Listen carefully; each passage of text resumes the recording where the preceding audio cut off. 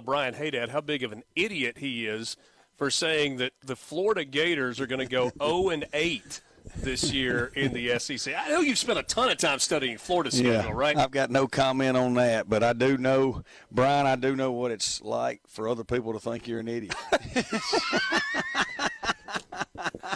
That's how we start. Will Hall. Don't ever say I don't have anything in common with a great college football coach, because I obviously do.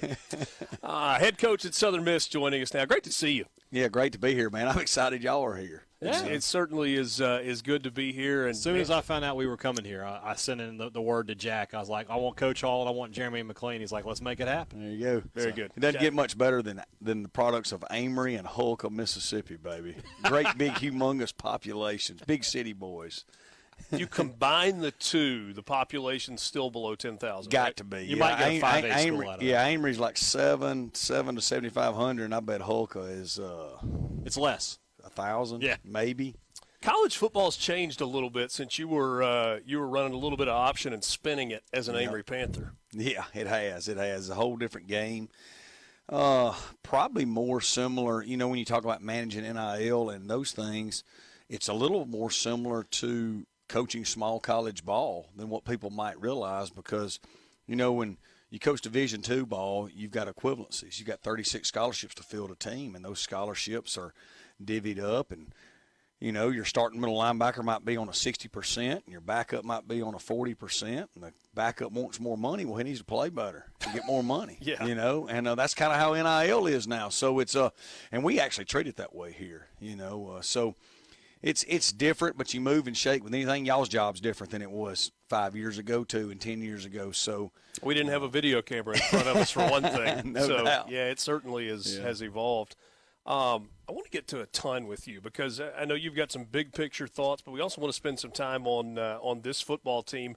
Only about a minute until the break. How's camp so far? It's been great. We had our first full padded day today, day 6. We tackled. We tackled. Which you believe in. I do, man. I do. We don't get hurt very much when you tackle. I don't know. Through the years, to me, it's more so about how much you go to the ground, and then also, living in an either-or world of we're going to try to be physical but not be full speed. I try to either be all the way or none. And we tackled a bunch today. We had about 64 plays. And I like this football team. Y'all know, y'all have heard me say, we've recruited really well for 3 years. We've kept them. And I'm excited to coach this bunch. It's something we don't hear a lot of in college football nowadays, too, is that these are your guys. You recruited them as freshmen, and you've been able to keep them in the program to this point. That's right, and we're very proud of that.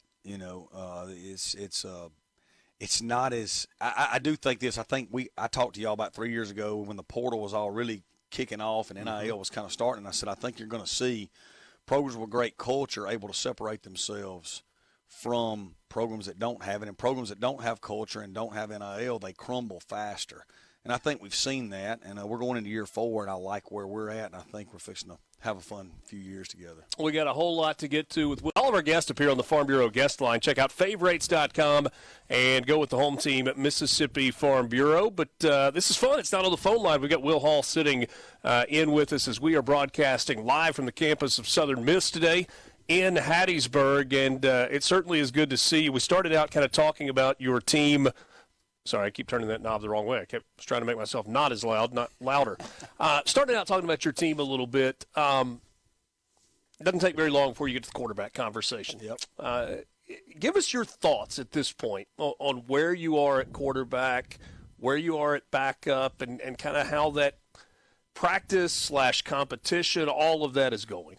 Yeah, so I guess you got to start with saying that we've recruited 3 really talented guys that a lot of people wanted. Yeah. You start with Ethan Crawford, who was in the running for Alabama High School Player of the Year, played for Jamie Mitchell, over at Hillcrest in Tuscaloosa, a long-time great high school football coach in Mississippi. Ethan played as a true freshman for us last year, started the last several games, won several games, played in 6 games. Brought in a transfer in Tate Rodemaker, who's a coach's kid out of Valdosta, Georgia, played at that great Valdosta high school program for his father, so he's seen pressure. He played in 23 games at Florida State, played in some big games. Louisville, Florida, won some big games.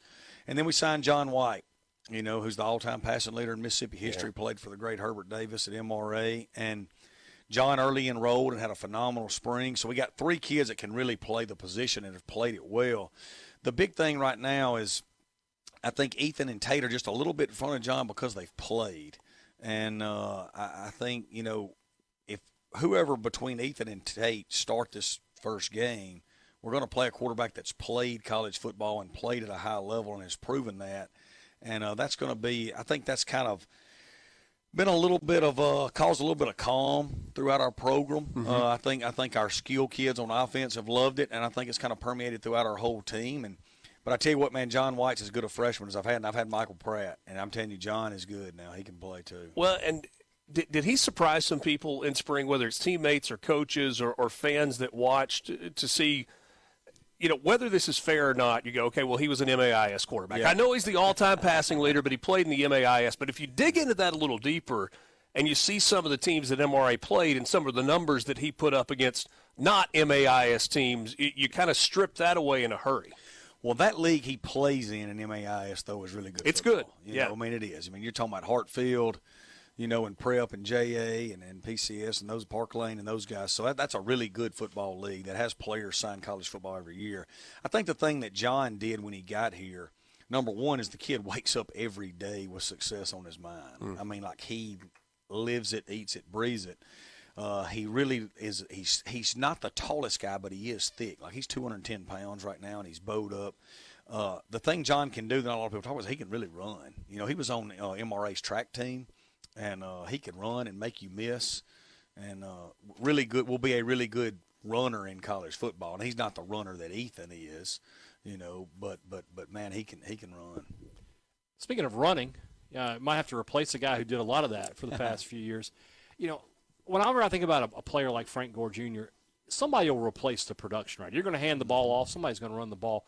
How difficult is it to replace the hole in the locker room that a guy like Frank Gore Jr. leaves? Yeah, I think the thing with Frank is Frank unfortunately had to play here in a time where we were in a complete rebuilding mode, on and off the field, whole athletic department really when you think about it, with Jeremy McClain coming in just a few months before that this staff did.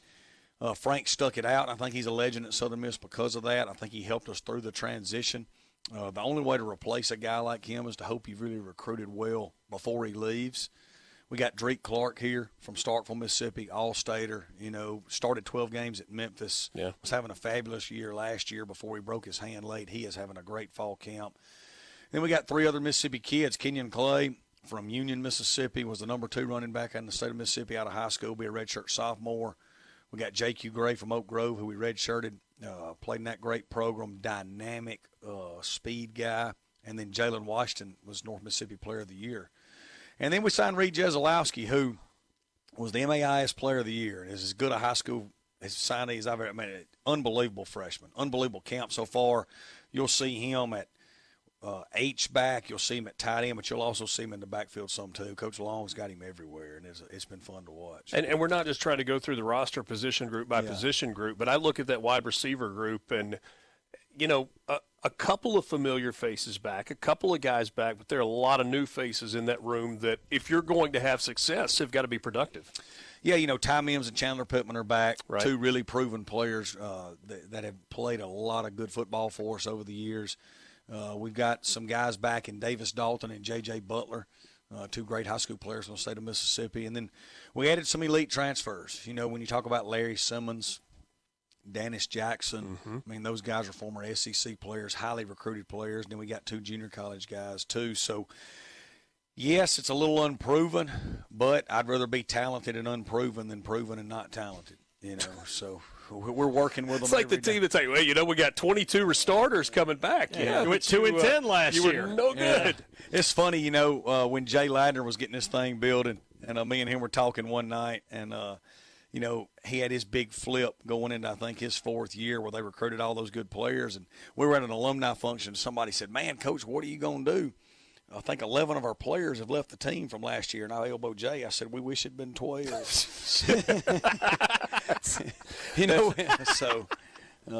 But this is a volatile time in the college football landscape. It's like if you close your eyes overnight, something changed by the time you woke up the next morning. I feel like one of the things, this roster limit conversation, going to 105, schools have the option to go to 105 scholarships, but doing away with walk-ons. I don't know that I've talked or heard from a college football coach yet who likes the idea of getting rid of walk-ons. Where do you fall on the 105 and more scholarships? Yeah, so as far as the walk-ons go, I love walk-ons. They mean the world to me.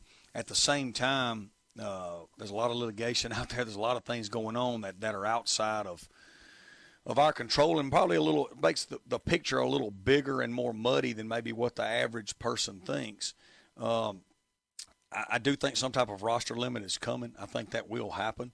I think that we're going to have to manage that. I think that each league, I think you're going to see some leagues tear off, much like, I don't know, again, Division II football. The Gulf South Conference has 36 scholarships. The South Atlantic Conference has 26. The PSAC had 18. This was all but you all played Division II ball. I could see it to where, conferences break off like that with a different level of what you're going to have. And if you want to do more, you got to get in a different league. I could see us getting into an equivalency-based deal where maybe we're to 105, but we have 90 scholarships to get to our 105.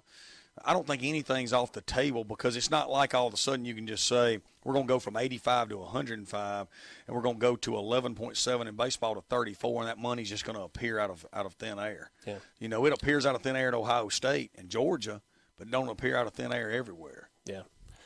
I feel like you've been more open to the idea of some sort of separation. Yeah. It's almost like you're a realist, though. And you look at it, and it's one of the things that we've talked about. Even if there's not it becomes a different division, would you be in support of something of saying, okay, there's some split in here, and there's another national championship to play for even within Division I, because the reality is SEC, Big Ten are different than, and I guess ACC, Big 12, if you want to roll them in, than everybody else is playing college football. Yeah. The only thing I disagree with you on, I don't think the SEC and Big Ten are different. I think some teams in the SEC and Big Ten are different. I don't think everybody in the SEC is playing SEC football. I don't think everybody in the Big Ten is playing Big Ten football.